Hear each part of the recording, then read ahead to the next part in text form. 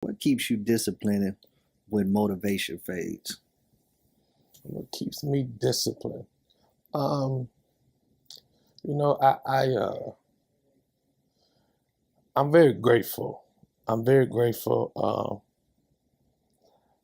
I don't want to say that not having fuels me. I don't want to say that. Yes, I have my experience with not having and having to work multiple jobs and a link card and childcare and the whole thing. Dirty rice wasn't a side dish; it was the dish. You know what I mean? It was. So I got that struggle period, but I don't want to say that fuels me as much as um, um, exposure. Exposure is what's big to me, and that's another thing I really pushed on the young people. Exposure. I was able to be exposed to different things, um, quality of life, and by me being out and about, and I travel and take different things. So I've been exposed to things that I didn't growing up didn't think was possible. So once I got exposed to it and learned that it's possible, then that kind of keeps me disciplined to say, okay, um, I've experienced it. This is where I am.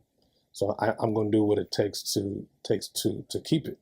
You know, I've done crazier stuff for less, so of course I'm gonna do it. We all have, ain't we? So of course I'm gonna do what I need to do, and then I got my family with me, so to see us accustomed to certain lifestyle and exposure, then I do what I got to do. I put it on my shoulders and do what I got to do. It's hard to go back, baby. That ain't even an option, though. Yeah, no such thing. Mm-hmm. Yeah. Tell me this. What's a hard truth about wealth most people don't want to hear? What all comes along with it? I've been to your house. I know, you got a nice home, pool, and that, What? A misconception. Mm-hmm. I'm still learning. I'm learning stuff like that now. I speak from my things that I've learned. I'm learning is the stress that comes with it. It's not all glitz and glamour, and the stress part is real.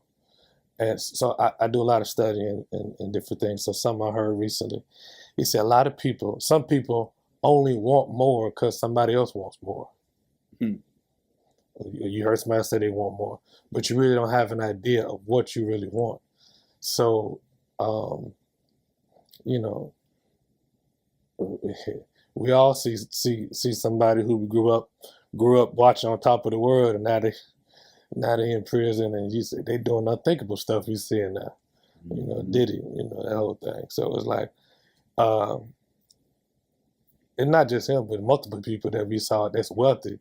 Like now you realize, oh, they were wealthy, but I didn't know that they had to do that and make that decision and say that to get, and then you look at it and be like, okay, that's a good misconception. Don't covet or don't want what you see someone else has because you have no idea what they said or did to get it. Mm-hmm. And if you pay a little bit more attention, then you realize what they actually did, and you're not going to do it. So it's like you're aiming for something that you're really not willing to do to get that anyway. Most definitely. So just play your own game. Play your own game. Who defines wealth? My definition of wealth has changed quite a few times over a few years. Where I'm at now is peace. Where I'm at now is peace. I done protect your peace. Yeah. Health and if it costs you peace, it's too expensive. Oh yeah. Yeah. If you had to start all over again today with nothing, what would you do first?